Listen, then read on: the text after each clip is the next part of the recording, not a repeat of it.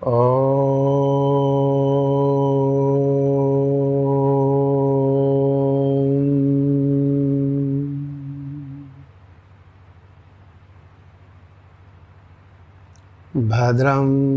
कर्णेभिः शृणुयाम देवा भद्रं पश्येमाक्षभिर्यजत्राः स्थिरैरङ्गैस्तुष्टुवाग्गुंसस्तनूभिः व्यशेमहि देवहितं यदायुः।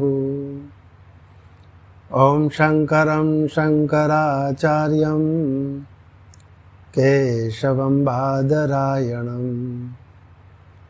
सूत्रभाष्यकृतौ वन्दे भगवन्तौ पुनः पुनः।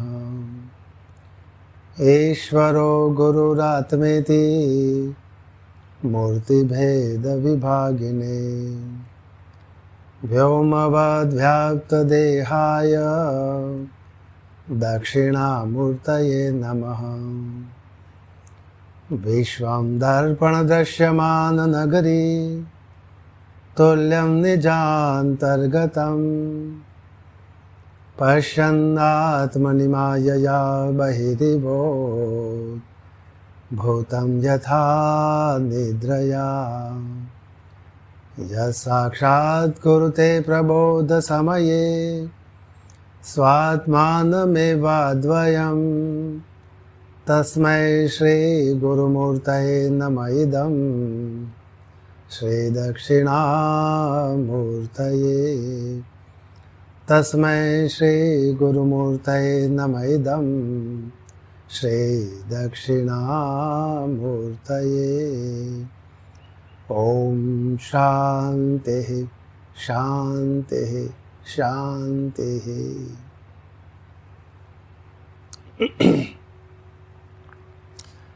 मांडुक्य उपनिषद के 4 प्रकरणों वाले कारिका के स्वरूप में भगवान गौड़पादाचार्य जी के द्वारा रचा हुआ यह ग्रंथ, इस ग्रंथ पर स्वाध्याय चल रहा है। इससे पूर्व में हमने इस ग्रंथ का शुभारंभ करते हुए प्रथम मंगलाचरण के द्वारा इस ग्रंथ का प्रारंभ किया था। तत्पश्चात ये जो 4 प्रकरण, आगम प्रकरण, वैतथ्य प्रकरण, अद्वैत प्रकरण और अलात शांति प्रकरण, इन 4 प्रकरणों के संबंध में आद्य गुरु भगवान शंकराचार्य जी के द्वारा इस ग्रंथ के पूर्व में लिखे हुए संबंध भाष्य पर हमने स्वाध्याय किया था। तत्पश्चात प्रथम मंत्र द्वारा हमने विचार किया था। ओमिति एतद् अक्षरमिदं सर्वं तस्य उपव्याख्यानं भूतं भवत् भविष्यदिति सर्वम् ओंकार एव यच्चान्य त्रिकालातीतं तदपि ओंकार एव। इस प्रकार इस मंत्र से हमने विस्तार से स्वाध्याय किया था।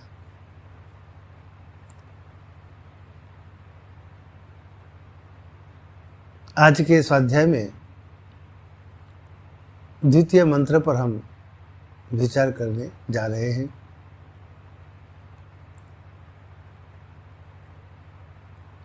परम आराध्य परम धर्माधीश सदगुरुदेव पश्चिमामनाय शारदा पीठाधीश जगत गुरु शंकराचार्य स्वामी श्री सदानंद सरस्वती जी महाराज जी को कोटि कोटि प्रणाम करते हुए एवं उत्तरामनाय ज्योतिष पीठाधीश्वर जगत गुरु शंकराचार्य स्वामी श्री अभिमुक्तेश्वर सरस्वती जी महाराज जी को कोटि कोटि प्रणाम करते हुए आज के स्वाध्याय का हम प्रारंभ करते हैं।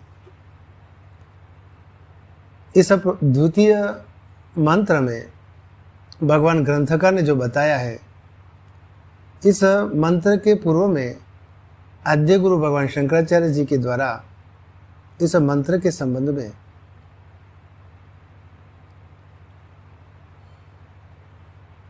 भाष्य लिखा है। प्रथम उस पर विचार करते हैं, तत्पश्चात द्वितीय मंत्र पर स्वाध्याय करेंगे। तो यहाँ भगवान भाष्यकार लिखते हैं, ओंकार वाच्य ब्रह्म की सर्वात्मकता किस प्रकार है, उस पर लिखा है। अभिधान अभिधेयोरेकित्वेन अपि अभिधान अभिधेयोरेकित्व अपि अभिधान प्राधान्येन निर्देशः कृतः ओमित्येतदक्षरमिदं सर्वम इत्यादि। अभिधान और अभिधेय, अभिधान ओमकार, अभिधेय ब्रह्म, प्रतिपादन और प्रतिपाद्य, जिस ब्रह्म को प्रतिपादित जिस अक्षर ब्रह्म के द्वारा, एकाक्षर के द्वारा, ओमकार के द्वारा किया जाता है, वह ओमकार अभिधान है। प्रतिपादक, जिसे वाचक कहते हैं, और जिस ओम एक अक्षर के द्वारा जिस ब्रह्म प्रतिपादित होता है, उस ब्रह्म को वाच्य कहा है। ये जो दो हैं, ये दो एक ही हैं।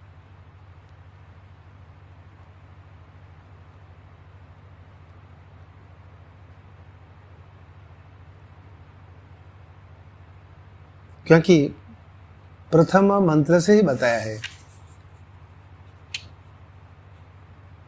ओमिति एतद अक्षरम सर्वम, इस प्रकार। तो यहाँ वाचक और वाच्य का अभेद होने पर भी अभिधान अभिधेयो एकत्वे अपि अभिधान प्राधान्येन निर्देशः कृतः ओमिति एतद अक्षरम इदम सर्वम इत्यादि। वाचक और वाच्य का एकत्व होने पर भी, अभेद होने पर भी अभिधान प्राधान्येन यानी वाचक की प्रधानता से ही निर्देशः कृतः ओमिति एतद अक्षरमिदं सर्वम इत्यादि। वाचक की प्रधानता से ही ओम, यह अक्षर ही सब कुछ है, इत्यादि रूप से निर्देश किया गया है।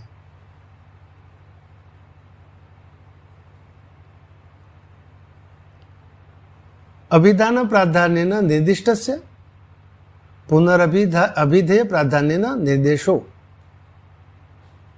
अभिधान अभिधेयो एकत्व प्रतिपत्ति अर्थः। तो यहाँ अभिधान प्राधान्येन निर्दिष्टस्य, अभिधान प्राधान्येन ओम जो वाचक है, उसकी प्रधानता से निर्दिष्ट वस्तु का, अभिधान प्राधान्येन निर्दिष्टस्य, निर्दिष्ट यानी निर्दिष्ट वस्तु का, पुनः फिर अभिधेय प्राधान्येन निर्देशो, फिर अभिधेय वाच्य, उस वाच्य की प्रधानता से किया हुआ निर्देश,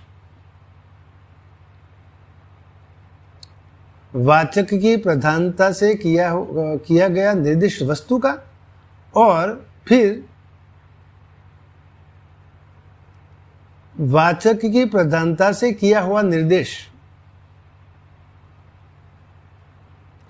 वाचक और वाच्य का एकत्व प्रतिपादन करने के लिए है।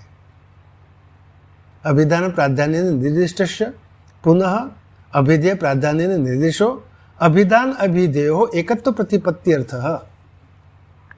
ये दोनों का निर्दिष्ट ओम यानी वाचक, उसकी प्रधानता से निर्दिष्ट वस्तु का, फिर वाच्य यानी ब्रह्म, उसकी प्रधानता से किया हुआ निर्देश, वाचक और वाच्य का एकत्व प्रतिपादन करने के लिए है। अभिधान अभिधेयो एकत्व प्रतिपत्त्यर्थः। इतरथा यानी अन्यथा ही अभिधान तंत्र अभिधेय प्रतिपत्ति ही इति अभिधेय से अभिधानत्वं गौणम इति आशंका स्यात्।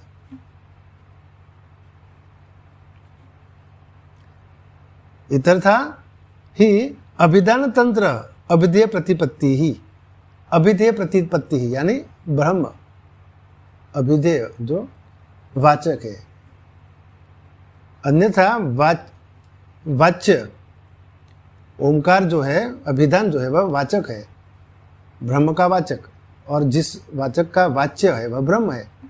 तो इस प्रकार वाचक की प्रधानता से निर्दिष्ट वस्तु का, फिर वाच्य की प्रधानता से निर्देश किया हुआ वाचक और वाच्य की एकत्व यानी एकता, उन एकता प्रदर्शित करने के लिए है। अन्यथा अभिधान तंत्र अभिधेय प्रतिपत्ति ही अभिधेय से अभिधानत्वं गौणम इति आशंका स्यात्। अन्यथा वाच्य की प्रतिपत्ति, वाच्य यानी अभिधेय प्रतिपत्ति, प्रतिपादिता, अभिधेय यानी वाच्य ब्रह्म, उसकी प्रतिपादिता जो है यानी प्रतिपत्ति, अभिधान तंत्र ही अभिधान तंत्र यानी वाचक के अधीन होने के कारण, अभिधानत्वम अभिधेय से अभिधानत्वम गौणम, वाच्य का वाचक रूप होना गौण होगा। अभिधेय से अभिधानत्वम गौणम इति आशंका स्यात्। इस प्रकार अन्यथा वाच्य की प्रतिपत्ति वाचक के अधीन होने के कारण वाच्य का वाचक रूप होना गौण ही हो जाएगा, ऐसी आशंका होने पर हो सकती है, ऐसी आशंका हो सकती है। किंतु एकत्व प्रतिपत्तिश्च प्रयोजनम अभिधान अभिधेयो एकन एव प्रयत्नेन युगपत् प्रविलाप्यम तद विलक्षण ब्रह्म प्रतिपद्येत इति। किंतु अभिधान अभिधेयो एकेन एव, किंतु ये जो वाच्य ब्रह्म और वाचक ओंकार,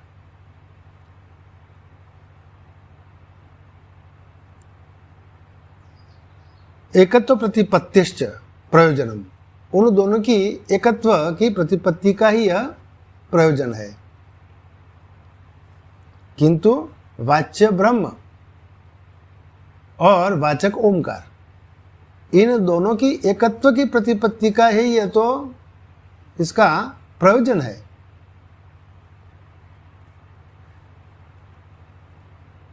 कि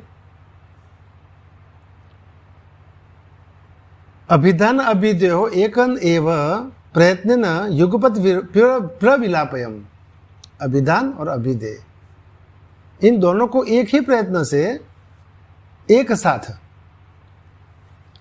एकत्व प्रतिपत्तिश्च प्रयोजनम अभिधान अभिधेयो हो, अभिधान और अभिधेय। अभिधान यानी वाच्य, अभिधान यानी वाचक ओम, और अभिधेय जो है वह ब्रह्म। वाच्य, वाचक और वाच्य। एकत्व प्रतिपत्तिश्च प्रयोजनम, इन दोनों का एकत्व ही, इनकी प्रतिपत्ति, एकत्व ही प्रतिपत्ति का यह प्रयोजन है कि इन दोनों अभिधान अभिधेयो एक एन एव प्रयत्न न युगपत, उन दोनों को ही, अभिधान और अभिधेय, वाचक और वाच्य, उन दोनों को एक ही प्रयत्न से, एक एव प्रयत्न न युगपत, एक साथ लीन करके, एक न एव प्रयत्न न युगपत, एक ही साथ, एक ही प्रयत्न से एक साथ लीन करके, प्रविलापयम यानी लीन करके, दोनों को एक ही प्रयत्न से एक साथ लीन करके, प्रविलापेन, प्रविलापयम लीन करके, तद विलक्षण ब्रह्म प्रतिपद्यति, उससे विलक्षण जो ब्रह्म है उस ब्रह्म को प्राप्त किया जाए, यही उसका प्रयोजन है। दोनों की, ओमकार, ओम और ब्रह्म, अभिधान और अभिधेय, वाचक और वाच्य, उन दोनों को एक ही प्रयत्न से एक साथ लीन करने के बाद ही उन दोनों से जो विलक्षण, विलक्षित जो ब्रह्म है, तद विलक्षण ब्रह्म प्रतिपद्येत, प्राप्त किया जाए, उन दोनों से ही, उनसे विलक्षण ब्रह्म प्राप्त किया जाए, यही इसका प्रयोजन है।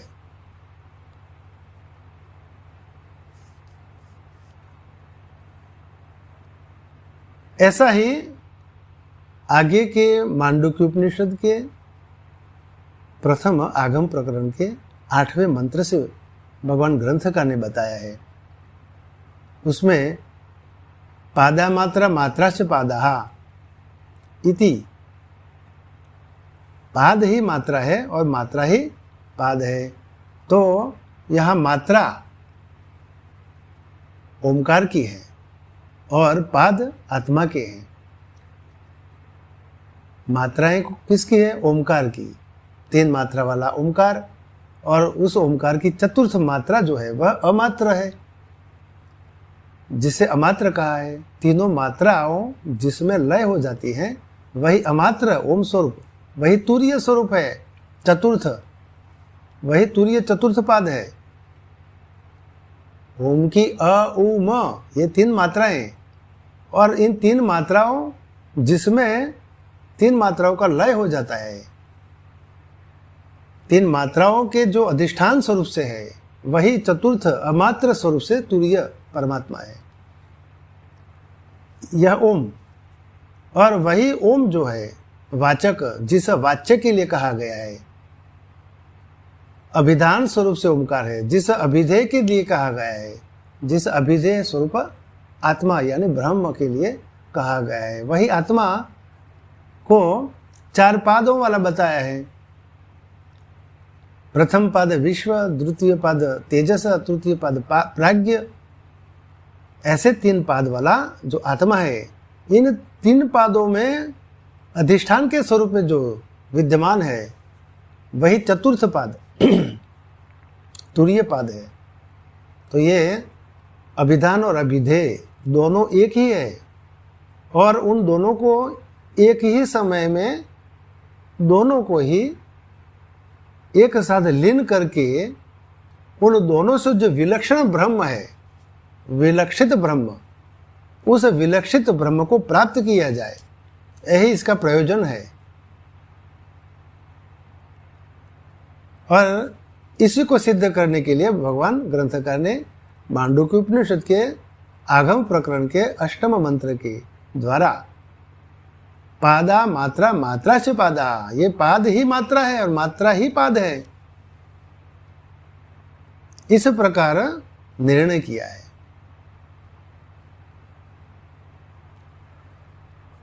अब वही बात इस मंत्र से कहा गया है। यह मंत्र द्वितीय मंत्र जिस पर आज हम स्वाध्याय करते हैं। मंत्र इस प्रकार है, सर्वज्ञं ह्येतद् ब्रह्मायमात्मा ब्रह्म सोऽयम् आत्मा चतुष्पात्। सर्वं हि एतद् ब्रह्म, यह सब ब्रह्म ही है। अयम आत्मा ब्रह्म, पहले बताया सर्वम ही एतद् ब्रह्म, समस्त जो कुछ भी है वह ब्रह्म है। अयम आत्मा ब्रह्म, वह पहले जो बताया वह परोक्ष रूप से है। सर्वम ही एतद् ब्रह्म, तत्पश्चात यह प्रत्यक्ष स्वरूप से कहा गया है। अयम आत्मा, यह आत्मा अंगुली निर्देश करके कहा गया है। अयम आत्मा ब्रह्म, यह आत्मा ब्रह्म है, यह आत्मा भी ब्रह्म है। सो अयम आत्मा चतुष्पाद, वह यह आत्मा चार पादों वाला है। चार पाद यानी चार अंश वाला,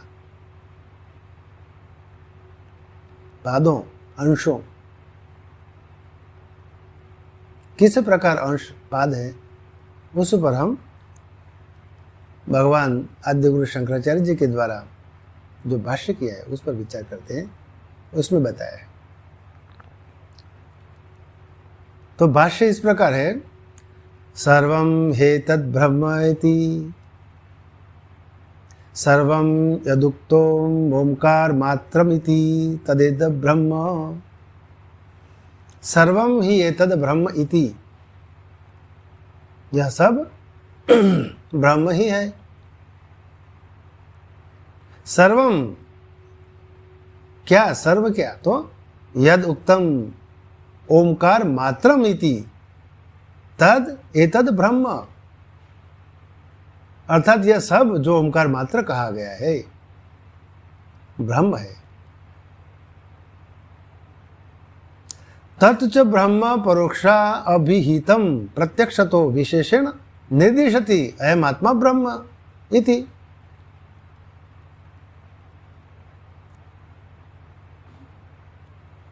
तच्च ब्रह्म परोक्ष अभिहितम, अब तक परोक्षम अभिहितम ब्रह्म यानी परोक्ष रूप से बतलाए हुए उस ब्रह्म को प्रत्यक्षतो विशेषेण निर्दिशति, विशेष रूप से प्रत्यक्षतया अयम आत्मा ब्रह्म अंगुली निर्देश करके कहते हैं अयम आत्मा ब्रह्म। प्रत्यक्ष यह आत्मा ब्रह्म है ऐसा कहकर निर्देश करते हैं। तच्च ब्रह्म परोक्ष अभिहितम प्रत्यक्ष तो विशेषण निर्दिशति अयम आत्मा ब्रह्म इति, यह आत्मा ही ब्रह्म है, यह आत्मा ब्रह्म है। इस प्रकार यानी अब तक यानी सर्वम एतद ब्रह्म, ओम इति एतद अक्षरमिदम सर्वम, ये प्रथम मंत्र में भी बताया है ओम इति एतद अक्षरमिदम सर्वम, और भूतम भवत भविष्यदिति सर्वम ओंकार एव, यच्च अन्य त्रिकालातीतम तदपि ओंकार एव। ये जो बताया है वह परोक्ष स्वरूप से उस ब्रह्म का निर्देश किया है। परोक्ष स्वरूप से, वह परोक्ष से वह आत्मा ब्रह्म है, वह ओम, ओम ही आत्मा है, ओम ही ब्रह्म है। सर्वम एतद इदम ओमिति एतद ओमित्यक्षरम इदम सर्वम, ओम यह अक्षर ही सब कुछ है। और यह जो तीनों कालों में जो परिच्छेद्य है, तीनों कालों में परिच्छेद वस्तु जो जो कुछ भी है वह भी ओंकार ही है, और तीनों कालों से भी जो पर है त्रिकालातीत अपि ओंकार एव, तीनों कालों से भी जो पर है वह भी ओंकार ही है। जो तीनों कालों से, देश काल और वस्तु से अपरिच्छिन्न है, वह जो है वह भी ओंकार ही है। ये जो बताया वह परोक्ष स्वरूप से उस ओमकार का निर्देश किया, उस आत्मा का निर्देश किया, ब्रह्म का निर्देश किया। इसलिए यहां कहा है कि तच्च ब्रह्म परोक्ष अभिहितम। अब तक जो परोक्ष रूप से बतलाए गए है उस ब्रह्म को, तच्च ब्रह्म परोक्ष अभिहितम प्रत्यक्ष तो विशेषण निर्दिशति। उस ब्रह्म को विशेष स्वरूप से प्रत्यक्षतया उसका अंगुली निर्देशित करके कहते हैं। अयम आत्मा ब्रह्म, जिस प्रकार वह जो सब कुछ ब्रह्म है परोक्ष स्वरूप से, वही यह आत्मा भी ब्रह्म ही है। यानी यह जो कुछ भी है वही यह आत्मा है, ऐसा कहकर निर्देश करते हैं। निर्दिशति अयम आत्मा ब्रह्मेति। यहां अयम इति चतुष्पादत्वेन प्रविभज्यमानं प्रत्यगात्मतया अभिनयेन निर्दिशति अयम आत्मा इति, अयम आत्मेति, अयम आत्मा इति।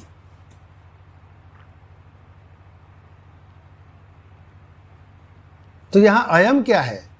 यह जो शब्द है अयम, वही प्रत्यगात्मा स्वरूप से आत्मा को अपने प्रत्यगात्मा स्वरूप से चार पादों में विभाग करके अंगुल निर्देशक पूर्वक अयम आत्मा ब्रह्म ऐसा कहकर बतलाते हैं।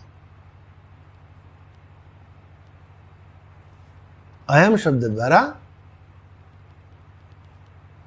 चतुष्पादत्वेन, अयम शब्द द्वारा चतुष्पाद स्वरूप से, चतुष्पाद स्वरूप से प्रविभज्यमानम, प्रविभज्यमानम, प्रविभज्यमानम विभाग किए जाने वाले प्रत्यगात्मा, अंतरात्मा स्वरूप से, प्रत्यगात्मा तया, प्रत्यगात्मा तया, अंतरात्मा स्वरूप से, प्रत्यगात्मा स्वरूप से निर्दिशति, अंगुली से निर्देश करते हुए कहते हैं अयम आत्मा इति, यानी अयमात्मेति, यह आत्मा ब्रह्म है।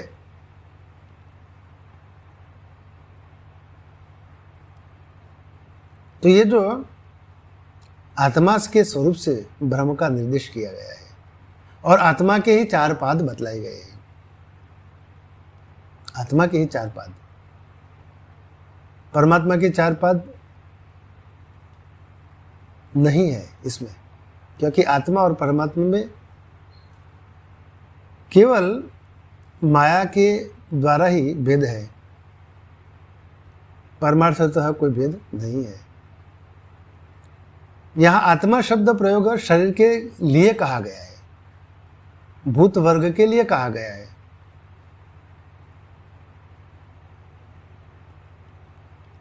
प्रत्यक के अर्थ में ही आत्मा है, प्रत्यक के अर्थ में, क्योंकि उस परमात्मा ही आत्मा के स्वरूप से इस अविद्या स्वरूप देह, अविद्यासी उपाधि से उस आत्मा के अधिष्ठान में ही उस प्रत्यगात्मा कहा गया है। यानी अविद्या से वही आत्मा जीवात्मा के स्वरूप से कहा गया और वही यह प्रत्यगात्मा ही अपने नित्य शुद्ध बुद्ध मुक्त होते हुए भी अविद्या से वशीभूत होता हुआ, अविद्या यानी काम कर्म से दूषित सत्व प्रधान प्रकृति जिसे अविद्या कहा है, यानी रजोगुण और तमोगुण की अल्पमात्रा से मिश्रित यह शुद्ध सत्व प्रधान प्रकृति मलिनता को प्राप्त किया हुआ है, वही मलिन सत्व प्रधान प्रकृति को अविद्या कहा है। उस अविद्या से उस परब्रह्म परमात्मा ने ही अपने को स्वयं ने स्वीकार किया, यानी उससे वशीभूत हुए और ये अविद्या की उपाधि को धारण किए हुए हैं। और ये अविद्या ही चार पाद हैं, आत्मा के जो चार पाद हैं वे अविद्या से ही हैं। विश्व नाम वाला प्रथम पद, तेजस नाम वाला द्वितीय पद और प्राज्ञ नाम वाला तृतीय पद। और इन तीनों पादों को एक एक करके पूर्व से लेकर एक एक करके तीनों पादों को जब लय होता है,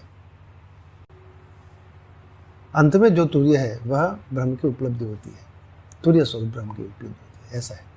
ये जो इस प्रकार प्रत्येगात्मा जो है वह प्रत्येक स्वरूप से ही आत्मा को कहा गया है। अपना जो स्वरूप है नित्य, शुद्ध, बुद्ध और मुक्त, वही प्रत्येगात्मा। तो यहां अयमिति चतुष्पादत्वेन, यह जो अयम शब्द है उस शब्द द्वारा चार पाद रूप से जो विभक्त किया गया जो अंतरात्मा है, उस अपने आत्मा को अपने अंतरात्मा स्वरूप से अभिनय अंगुल निर्देश पूर्वक कहते हैं अयम आत्मा ब्रह्म। क्योंकि ये तीन पादों के अंदर ही, यानी उस आत्मा के अधिष्ठान में ही तीन पाद माया से है। इसलिए यहां अंगुली निर्देश करके कहते हैं कि अयम आत्मा ब्रह्म, यह आत्मा ब्रह्म है। सो अयम आत्मा ओंकार अभिधेय पर अपरत्वेन व्यवस्थितश्च, सो अयम आत्मा ओंकार अभिधेय पर अपरत्वेन व्यवस्थित चतुष्पाद कार्षापणवत न गौरी वेति। गाय के समान नहीं, आत्मा के जो चार पाद बताए हैं वे कार्षापण के समान है। गाय के चार जो पाद है उस गाय के चार पाद के स्वरूप नहीं, ऐसा है। उस गौ के जो चार पाद होते हैं उसके समान नहीं। लेकिन 16 आनी जो होती है, यहाँ कार्षापण यानी यहाँ बताया भगवान ने कि किसी देश विशेष में प्रचलित सिक्के का नाम कार्षापण कहते हैं, और यह 16 पण का होता है। 16 पण यानी 16 आनी। और जिस प्रकार रुपये में 4 चवन्नी अथवा शेर में 4 पौवे होते हैं, रुपये में 4 चवन्नी जिस प्रकार होती है, और जो एक शेर होता है उसमें 4 पौवे होते हैं। पौवे यानी पा, आधा, पौना और शेर। ये इस प्रकार जो 4 अंश बताए, चवन्नी, अठन्नी, 12 आनी और 16 आनी, ये रुपये के 4 अंश हुए, 4 पाद हुए। ये 4 पाद कैसे हैं? उसमें पैसा है, पैसा तो है ही, पैसा कॉमन है, मूल्य जिसका है वो कॉमन है। चवन्नी में भी रुपये का मूल्य है, चतुर्थ मूल्य।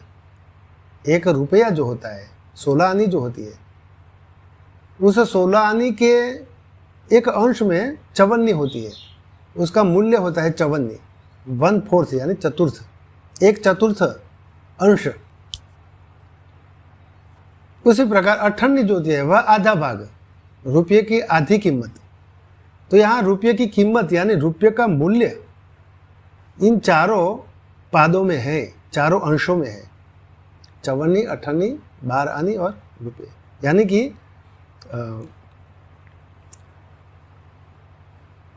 एक पा भाग पौवे, पौवा, आधा पौवा, पौवा, आधा, पौना और एक, ऐसे इसका मूल्य होता है। लेकिन गाय के 4 जो पांव होते हैं उसका कोई, वह गाय नहीं है, ऐसा है।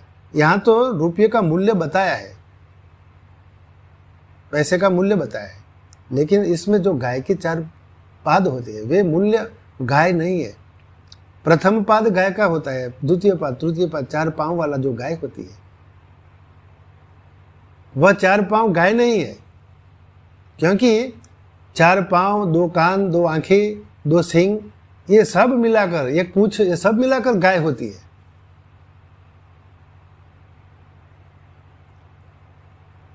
इसलिए ये 4 पांव केवल मात्र गाय नहीं है, लेकिन यहाँ जो कार्शापण जो है, रुपया जो है, उसका मूल्य तो है ही। चवन्नी उसका मूल्य है, अठन्नी उसका मूल्य है, 12 उसका मूल्य है, रुपया उसका मूल्य है, 12 16 ये मूल्य तो है ही।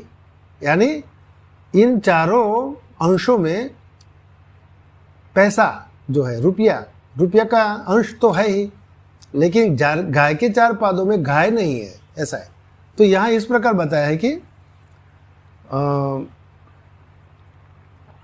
सो अयम आत्मा ओंकार अभिधेय पर अपरत्वेन व्यवस्थित चतुष्पात कार्षापणवत न गौरी वेति, गाय के समान नहीं, कार्षापण के समान यह जो आत्मा जो है, अयम आत्मा ओंकार नाम से कहा जाने वाला, सो अयम आत्मा ओंकार अभिधेय, यानी ओंकार नाम से कहा जाने वाला, तथा पर अपरत्वेन, तो यहाँ आत्मा का जो स्वरूप बताया है, पर और अपर,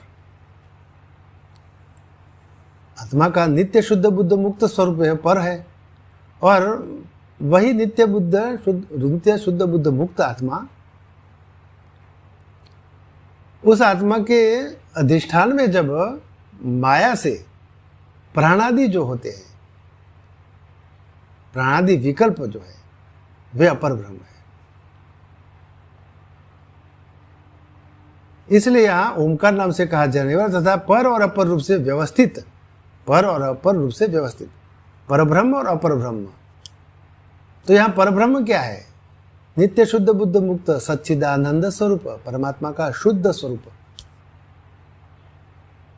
सत्य यानी देश काल वस्तु से अपरिच्छिन्न, अबाधित, वह सत्य है। चित्त क्या है? परम चैतन्य, परम ज्ञान स्वरूप। समस्त इंद्रियजन्य जो ज्ञान होते हैं, उन सभी ज्ञानों का उपसंहार हो जाता है। ये जो इंद्रियजन्य ज्ञान है वह मिथ्या है। इंद्रियजन्य जो भी कुछ ज्ञान है, क्योंकि वह जो ज्ञान है वह बुद्धि के द्वारा 5 ज्ञानेंद्रियों से बुद्धि जब संयोग करती है, तो वह ज्ञानेंद्रियों अपने अपने बाहर के जो विषय हैं, भिन्न भिन्न विषय, उन विषयों के ज्ञान को प्राप्त करता है मन के द्वारा। बुद्धि और मन से संयोग करता हुआ यह आत्मा ही ज्ञानेंद्रियों से तद्रूप होकर बाहर के जो भिन्न भिन्न विषयों का जो ज्ञान है वह ज्ञान प्राप्त करता है। लेकिन इसमें क्या होता है, एक विषय का जब ज्ञान प्राप्त करता है तो वह ज्ञान स्वरूप उसे विज्ञानात्मा कहा गया है। लेकिन वही आत्मा अपनी उपाधि स्वरूप जो बुद्धि है उससे संयोग करता हुआ दूसरे अन्य विषय का जब ज्ञान प्राप्त करता है, तो पहले वाला जो विषय का जो ज्ञान है वह ज्ञान नष्ट हो जाता है, वह ज्ञान नहीं रहता है। जिस क्षण यह आत्मा बुद्धि से संयोग करता हुआ जिस प्रथम इंद्रियजन्य जो भिन्न भिन्न बाहर के विषयों का ज्ञान प्राप्त करता है, उसके बाद जिस क्षण में वही आत्मा जब ये जो 5 ज्ञानेंद्रियों में से दूसरी ज्ञानेंद्रिय के द्वारा दूसरे विषय का ज्ञान प्राप्त करता है, तो पहले विषय वाला जो ज्ञान है उसका लय हो जाता है, उसकी स्मृति नहीं रहती है, वह उसका अनुभव नहीं रहता है। उसका अनुभव दूसरे विषय में जो ज्ञान है उस विषय का ज्ञान में उसका अनुभव होता है, पहले वाले ज्ञान का अनुभव नहीं रहता है। इसलिए ये जो ज्ञान जो है, वे विज्ञान जो है इंद्रियजन्य, वह मिथ्या है। लेकिन इन सभी ये केवल और केवल प्रतिबिंबित ज्ञान है, प्रतिबिंबित ज्ञान, यानी बाहर के विषयों का जो प्रतिबिंब है उस प्रतिबिंब को यह ग्रहण करता है आत्मा। बुद्धि से संयोग करता हुआ ज्ञानेंद्रियों के माध्यम से भिन्न भिन्न विषयों के प्रतिबिंबों को ग्रहण करके उसका विज्ञान यानी ज्ञान प्राप्त करता है। यही प्रतिबिंबित ज्ञान होने के कारण वह नित्य नहीं है। लेकिन यह जो परमात्मा का जो स्वरूप है, सच्चिद आनंद स्वरूप, चित आनंद स्वरूप, चित स्वरूप, वह जो चित्त परम चैतन्य जो है परम ज्ञान स्वरूप है, एक अद्वितीय ज्ञान स्वरूप, परम ज्ञान स्वरूप। उस ज्ञान को कोई अतिक्रमण नहीं कर सकता। किसी भी प्रकार का जो ज्ञान है, प्रतिबिंबित ज्ञान, वह उस ज्ञान को अतिक्रमित नहीं कर सकता, क्योंकि स्वयं आत्मा ही ज्ञान स्वरूप है और वही आत्मा आनंद, परमानंद स्वरूप है। परमात्मा का ये जो स्वरूप है सच्चिदानंद स्वरूप है, परमानंद, परमानंद स्वरूप। जो इंद्रियजन्य जो आनंद जो मिलता है वह भी क्षणिक होता है। प्रथम जिस विषय का जब आनंद प्राप्त होता है, उस विषय के बाद अन्य जो विषय प्राप्त होता है और उस विषय का जब आनंद प्राप्त होता है तो पहले वाले विषय का आनंद समाप्त हो जाता है, वह आनंद नहीं रहता है। दूसरे विषय में जो मिलने वाला आनंद है, उस आनंद को वह अनुभव करता है, ग्रहण करता है। इसलिए यह जो आनंद है, इंद्रिय जनित आनंद है, वह भी मिथ्या है, अनित्य है, वह भी नित्य नहीं है। लेकिन यह जो आत्मा है, सच्चिदानंद स्वरूपात्मा, परमानंद स्वरूपात्मा, वही परमात्मा आनंद स्वरूप है। इस प्रकार ये जो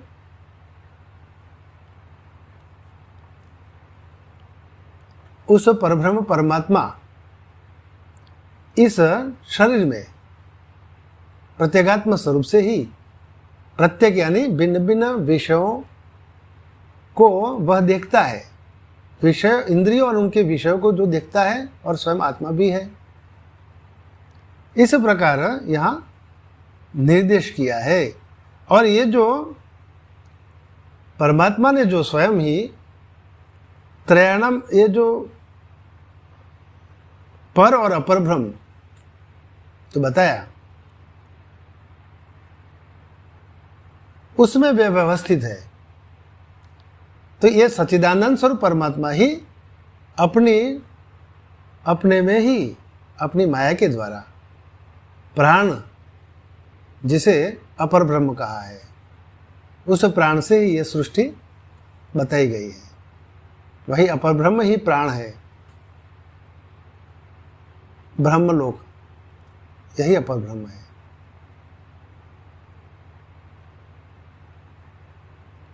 इस प्रकार पर अपरत्वेन व्यवस्थित चतुष्पाद, पर और अपर स्वरूप से व्यवस्थित यह चार पादों वाला यह आत्मा कार्षापणवत, कार्षापण के सिक्के के समान है। गाय के जो चार पाद होते हैं, चार पांव होते हैं, उसके समान नहीं। ये इस प्रकार बताया है। तो यहाँ पर और अपर ब्रह्म विषय हमने जो बताया, वही अपर ब्रह्म से ही ये संसार है, सृष्टि का यहाँ निरूपण किया गया है। अपर ब्रह्म ही सृष्टि है। तो यहाँ इस प्रकार त्रयाणाम विश्वादीनाम पूर्व पूर्व प्रविलापेन तुर्य से प्रतिपत्ति ही इति करण साधन पाद शब्द। तो यहाँ चार पादों में चतुर्थ पाद जो है उसकी प्रतिपत्ति, उपलब्धि किस प्रकार से होती है, तो यहाँ बताया कि त्रयाणाम विश्वादि नाम, विश्व आदि तीन पाद जो बताए हैं, विश्व आदि तीन, विश्व आदि यानी विश्व नाम वाला प्रथम पाद, तेजस नाम वाला द्वितीय पाद और प्राज्ञ नाम वाला तृतीय पाद। तो यहाँ 3 पादों का भगवान ने निरूपण किया। पंचदशी में भी बताया है, उस परब्रह्म परमात्मा ने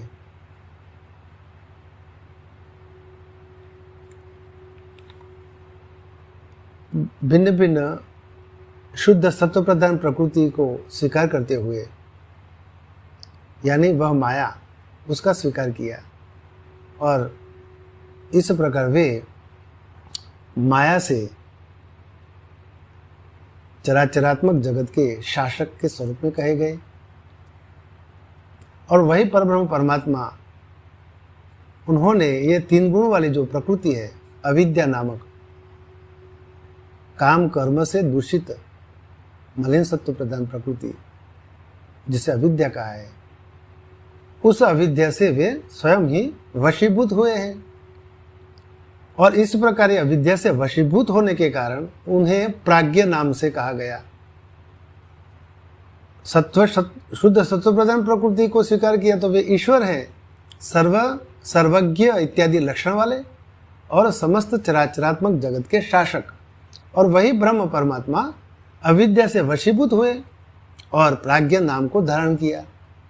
और यह जो जीवात्मा के स्वरूप में अविद्या से जो वशीभूत हुए हैं, वही कारण शरीर में अभिमान किया तो प्राज्ञ नाम वाला हुआ। इस कारण शरीर में एक प्राज्ञ नाम वाला जीवात्मा है, और वही ब्रह्म शुद्ध सत्व प्रधान प्रकृति को धारण करते हुए ईश्वर इस कारण शरीर में भी है। तो ईश्वर और प्राज्ञ दोनों एक ही कारण शरीर में है।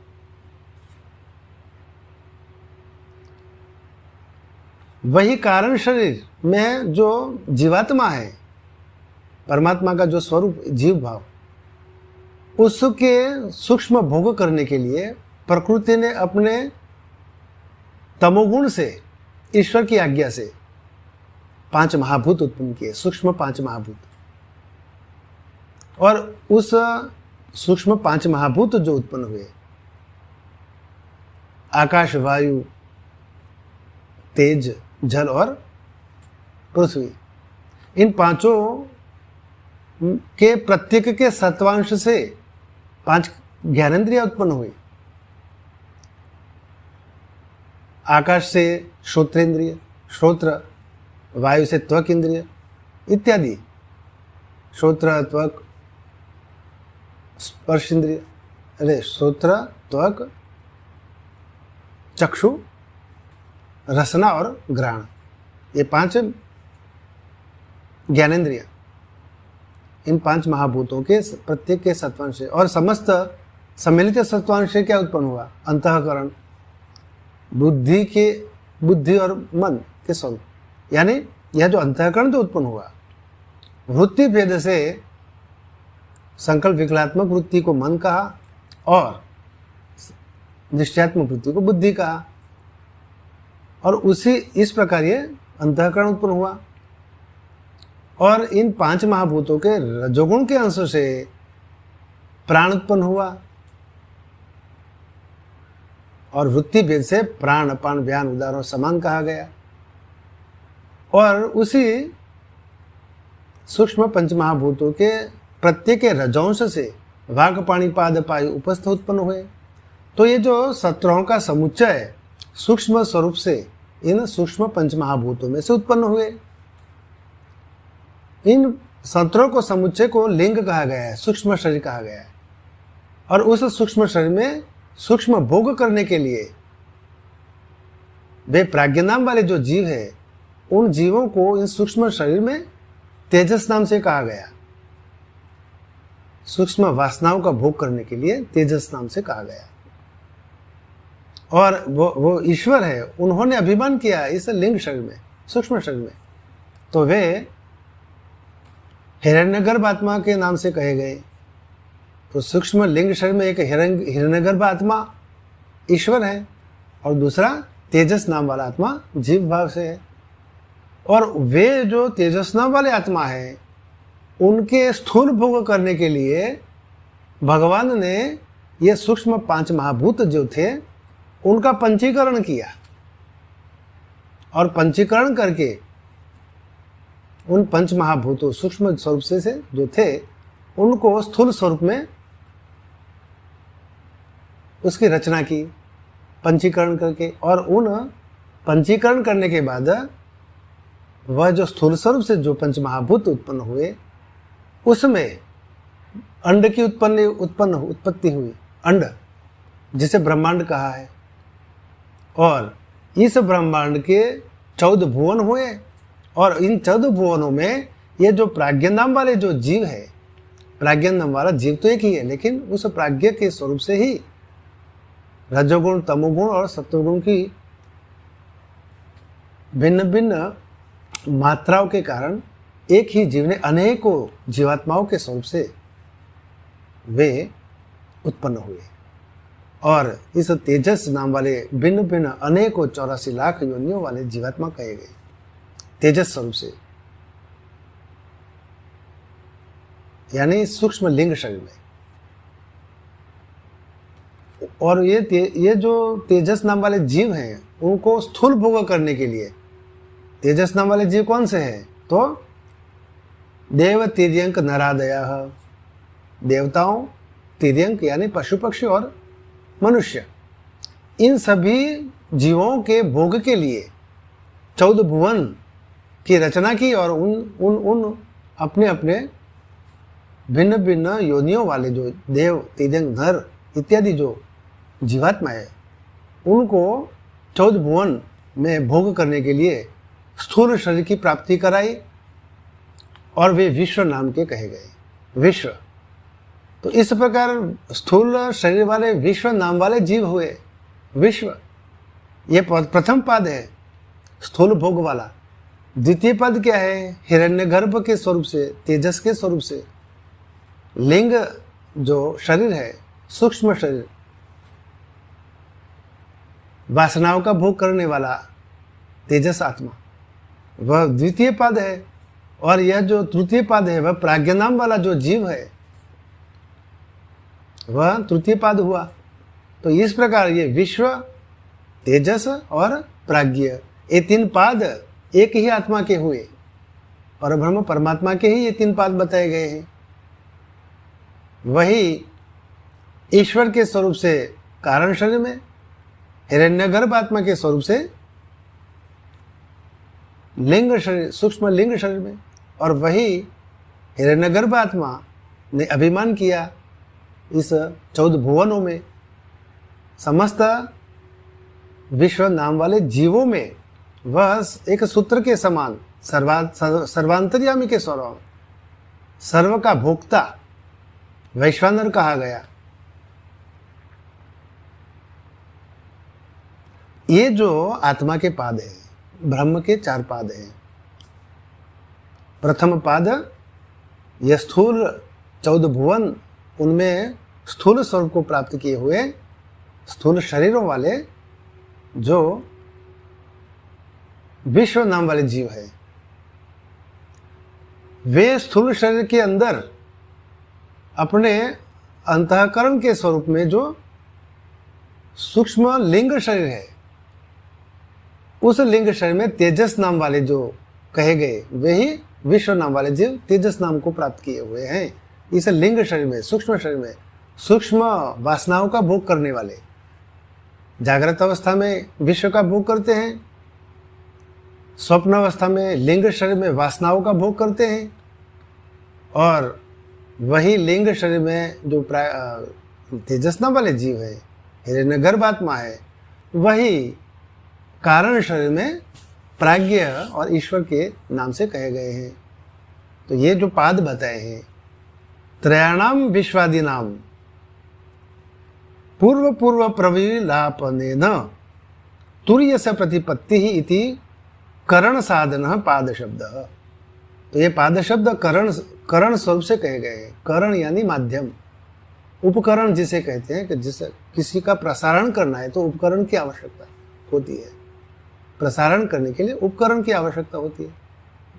इसी प्रकार यहाँ जो आत्मा ने अपना ही प्रसारण किया है स्वयं का 3 करणों के द्वारा, विश्व, तेजस और प्राज्ञ, वैश्वानर, हिरण्यगर्भ और ईश्वर, यही 3 करण है उस परब्रह्म परमात्मा के, जो तुरीय स्वरूप कहे गए हैं।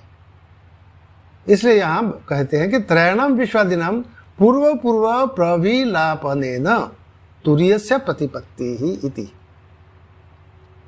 करण साधन पाद शब्द। तो यहां इस प्रकार विश्व आदि 3 पादों से क्रमशः पूर्व पूर्व का लय करते हुए अंत में तुरीय ब्रह्म की उपलब्धि होती है। स्थूल शरीर का सूक्ष्म लिंग शरीर में लय कर दो, सूक्ष्म लिंग शरीर का कारण शरीर में लय कर दो, यानी विश्व का तेजस में, तेजस का प्राज्ञ में, और यह जो प्राज्ञ नाम वाला जो जीव है वह अपने मैं और मेरा, अहम मम, कर्ता भोक्ता इत्यादि के भाव से इस अविद्या से वशीभूत है। लेकिन अहम यानी मैं और मेरा इस प्रकार का जब भाव नष्ट हो जाता है तो केवल एक अद्वितीय आत्मा ही स्वयं ही ब्रह्म स्वरूप से उसका चतुर्थ पाद जिसे कहते हैं, उस चतुर्पाद तुरीय ब्रह्म की उपलब्धि होती है।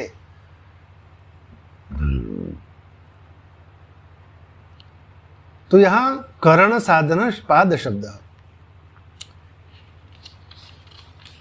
यानी पहले तीनों पादों में पाद शब्द करण साधन है, और तुर्यस्य पद्यत इति कर्म साधन, और तुर्य में जो प्राप्त किया जाए, क्योंकि ये करण ये साधन है, उसके द्वारा उन साधनों को ही एक दूसरे के अंदर लय करने के बाद ही जिसे चतुर्थ परब्रह्म परमात्मा का जो तुरीय स्वरूप है उसकी उपलब्धि होती है। तो वे जो करण हुए वे पाद शब्द हुए। पाद शब्द करणवाच्य है, और जिस करणों के द्वारा तुरीय में जो प्राप्त किया जाए वही कर्म साधन कहा गया है, कर्मवाच्य है। इस प्रकार यह जो द्वितीय मंत्र यहां पूर्ण होता है। हरिओम।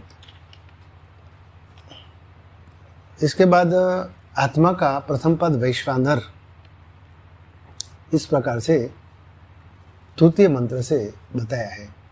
तो यहाँ वैश्वानर बताया है आत्मा के प्रथम पाद। तो यहाँ वैश्वानर ये जो हमने अभी 4 पादों का जो वर्णन किया, उन 4 पादों में ही एक ईश्वर और दूसरे जीवात्मा, एक हिरण्यगर्भ आत्मा, दूसरा तेजस आत्मा, एक वैश्वानर आत्मा और दूसरा विश्व नाम वाला आत्मा, सब एक ही है। आत्मा शब्द प्रत्येक के स्वरूप में है, यानी इस देह में ही आत्मा होता है। आत्मा विश्व स्वरूप से नहीं है। आत्मा केवल नित्य शुद्ध बुद्ध प्रत्येगात्म स्वरूप से ही आत्मा कहा गया है। प्रत्येक के अर्थ में ही आत्मा है। जब परब्रह्म परमात्मा इस 3 पाद वाला शरीर अपने अधिष्ठान में इस 3 पादों को जो जब धारण करते हैं, तब वे प्रत्येक के स्वरूप से, शरीर में जो प्रत्येक के स्वरूप से वह जो आत्मा है उसे प्रत्येगात्मा कहा गया है। उस प्रत्येगात्मा का ही ये चतुर्थ जो पाद है, वह प्रथम पाद जो है वह विश्व नाम वाला है। तो ये विश्व जो है वह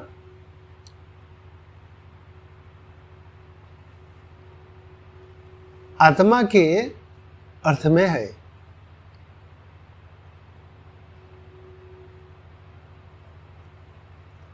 और वैश्वानर किसके अर्थ में है? ईश्वर के अर्थ में है। पहले आत्मा का वर्णन किया 4 पादों में, लेकिन अब यहां वैश्वानर कहा गया उस आत्मा को ही वैश्वानर कहा गया। प्रथम पाद विश्व नाम वाला है, तो विश्व क्यों नहीं कहा इसे? क्योंकि यहाँ प्रकरण जो चल रहा है वह आत्मा का चल रहा है, तो आत्मा का जो प्रथम पाद तो विश्व होता है, तो यहाँ इस तीसरे मंत्र से आत्मा का प्रथम पद वैश्वानर क्यों कहा, विश्व क्यों नहीं कहा?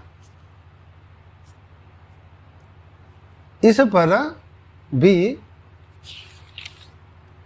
इस मंत्र में भगवान आद्य गुरु शंकराचार्य जी ने अपने भाष्य में विस्तार से बताया है। क्योंकि ये जो आत्मा और परमात्मा, इन दोनों की एकता बतलाने के लिए ही यहाँ विश्व के बदले वैश्वानर स्वरूप बताया गया।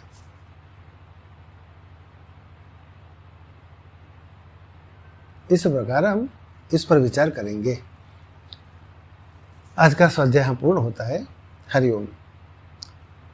ओम पूर्णमदः पूर्णमिदं पूर्णात् पूर्णमुदच्यते पूर्णस्य पूर्णमादाय पूर्णमेवावशिष्यते।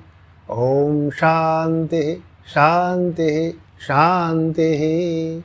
ओम ब्रह्मार्पणमस्तु।